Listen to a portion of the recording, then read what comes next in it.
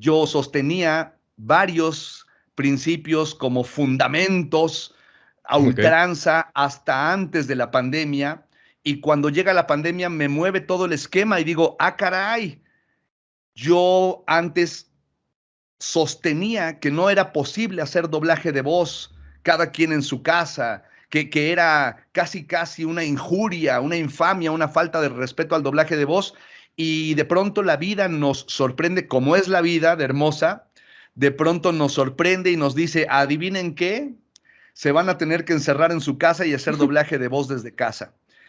Yo debo decirles que no fui partícipe de esta dinámica de hacer doblaje de voz. Yo no hice doblaje de voz nunca desde mi casa. En alguna ocasión solamente una grabación la hice desde la casa de la mamá de mi hija, que muy amablemente me permitió acceder a su cabina, y no me sentí cómodo porque no sentí que se cubrieran por completo los requerimientos que yo como teórico sostengo que son necesarios para lograr un doblaje de voz de nivel superior, lo que yo llamo doblaje de voz premier, doblaje de voz absoluto, doblaje de voz total.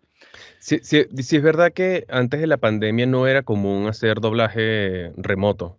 Eso, a pesar de que sí habían algunas que otras personas sí lo hacían, al menos aquí en Venezuela, porque hay personas que emigraron. Entonces, por ejemplo, si alguien tenía un personaje y estaba viviendo en otro país, me imagino que puede ser así en cualquier lugar, como que Para que, no, se alquilaba un estudio o algo así. para que nuestro público se dé idea, querido Tonino, llegó a haber casos extraordinarios, porque no es la norma, pero llegó a haber casos extraordinarios en que al director de una película se hacía cargo de todos los personajes y luego a ese mismo director lo enviaban a Nueva York o a Los Ok, Ángeles o a Argentina a grabar al actor que vivía allá. Vamos a ok, decir, ok, yo necesito grabar con Tonino, pero Tonino, por la razón que sea, a lo mejor voy a decir una tontería, pero a Tonino no le gustan los aviones, pero yo necesito que Tonino esté en mi ok. película. Entonces yo grababa a todos mis personajes en México, la empresa me subía a un avión y me mandaba a tu ciudad natal, a un estudio top, a dirigir a Tonino. Y ya, ya con el material completo se hacía la mezcla, etcétera. En la actualidad, eso Ok. ha pasado a segundo término en el espectro más bajo del doblaje de voz. A eso voy, nada más permítanme concluir.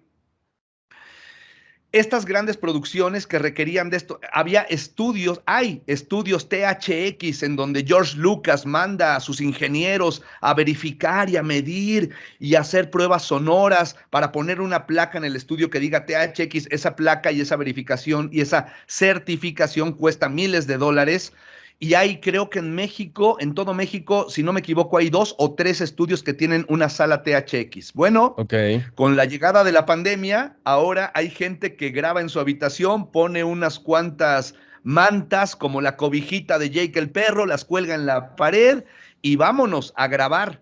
Y aquí a quienes hay que entregarles todas las medallas, todos los blasones, los trofeos y el reconocimiento y el aplauso es a nuestros ingenieros y nuestras ingenieras de audio, que de pronto reciben el claro. audio de Tonino, reciben el audio de José, reciben el audio de Pepita, el audio de Chanito, y tienen que hacer magia para que más o menos todo el audio suene parejo, suene decente.